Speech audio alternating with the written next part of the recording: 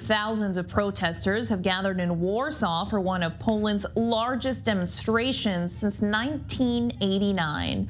A wide variety of issues brought up there by protesters, including frustration over inflation, cost of living, women's rights, and concerns for the LGBTQ+ community.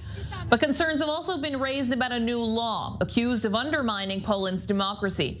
Now, most opposition parties have called on supporters to join the march against the Nationalist Law and Justice Party, that party condemning the gathering as a, quote, march of hate. Authorities estimated that 500,000 people attended the event, which also fell on the 34th anniversary of Poland's first partially free elections. Take a listen. In 1989, there was a breakthrough for the first free elections in Poland. I hope that today there'll also be a breakthrough. People will be willing to change. I came from Nowy Sącz. We talked to people on the bus. Everyone said that something had changed. These people always watched these marches on TV, followed them. Today, however, they decided they must be with us. They must come to Warsaw because this is a historic moment and something is really changing. I came here to defend democracy because I can't stand how our parliament, the constitutional tribunal, are destroyed. The European Union is diminished. I believe that this change is happening, that this transformation is necessary and will surely happen. With small steps, but surely it will. I'm up for it. Well, let's bring in Matthew Day, a journalist for the British press, joining us live from Warsaw. Thank you so much for being with us. Talk to us about the main point of these demonstrations, what protesters were trying to get across during this very large gathering of hundreds of thousands. Well, I think the main point for many of the protesters there was that they feel that Polish democracy is under threat. This has been an ongoing issue for many years now in Poland. A certain group within Polish society regards the current Polish government as a threat to Polish democracy. They believe that piece by piece they're undermining it. And with the recent legislation that is going to establish a commission which will investigate alleged Russian interference in Polish politics, that has sort of galvanized them once again because they feel that this commission could target opposition politicians and basically remove them from the political game before the elections, which are due in maybe in October or November at the latest. And that has really added a lot of impetus to the protest. So citizens traveled from across the country because they say they wanted to voice their anger at officials who they say eroded democratic norms and created fears for them in their society that they're going to turn into places like Hungary and Turkey, going down the path to a dictatorship, essentially. How does the government feel about that? And the opposition party, slammed this protest as a, quote, march of hate. What are they saying about this law? Well, the government has said that when it comes to the Russian Commission law, we have to, first of all, we have to try and look, we have to identify where Russian influence was present in Polish politics. They said, it is clear that Russia is trying to interfere in various countries, and Poland is no exception. That is their justification.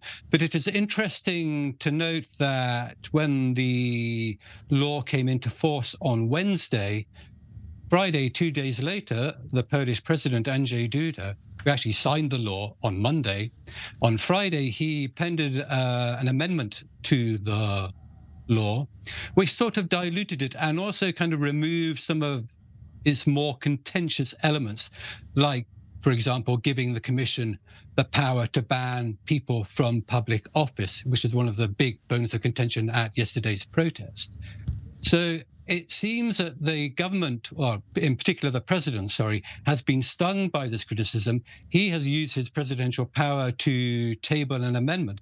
But of course, the amendment has to go through the parliament, which is dominated by the government and its allies. So it'll be interesting to see how that plays out, because it does seem to indicate that within the Polish political establishment, people have been kind of reacting from this criticism, not only from Polish streets, but also from key Polish allies like the US, the EU. And also keep in mind that the president used to be a member of the governing party as well. So what he thinks probably has a certain amount of shared thought with what key members of the government are thinking right now. So we might see a bit of backtracking, but we'll see. Well, look, the U.S. and the EU, as you notice, has slammed the proposed law. Do you anticipate that protesters will continue demonstrating until it's totally taken off the table? I would imagine that we will see other protests. Whether we'll see big ones like this in the next few weeks, I don't know. Summer is coming, people go on holiday, and that's generally a very slow time in politics. But come September, when the holidays are over, when things are really heating up for the election, that's when you probably get more demonstrations, you get more protests, and it'll be very interesting to see if the government can resist the pressure, because it actually, in a way, we have seen this before. This government has been heavily criticized by the EU. It's faced huge criticism within Poland, but at the same time, it's managed to weather the storms. Its popularity has occasionally been dented, but even now it is still leading in the opinion polls. Whether they can maintain that lead is another thing altogether. And people sometimes underestimate just how resistant the government is and can be in Poland. If a law like this were to go through, what can we expect from the Polish public after, and the government as well? Well, it depends on if the amendments tabled by the president are taken into account. That, I think, could diffuse some of the anger. But if they're rejected by Parliament, then things could get quite tense here, because particularly if politicians from the opposition are targeted.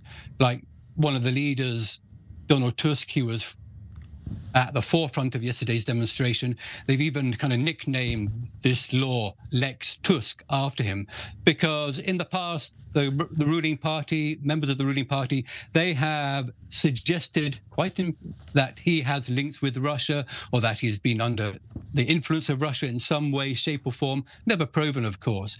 And people are saying, well, if the ruling party thinks about this, and then it's going to establish a commission which it will have control of, then of course, Tusk has no chance. He could be excluded from the election.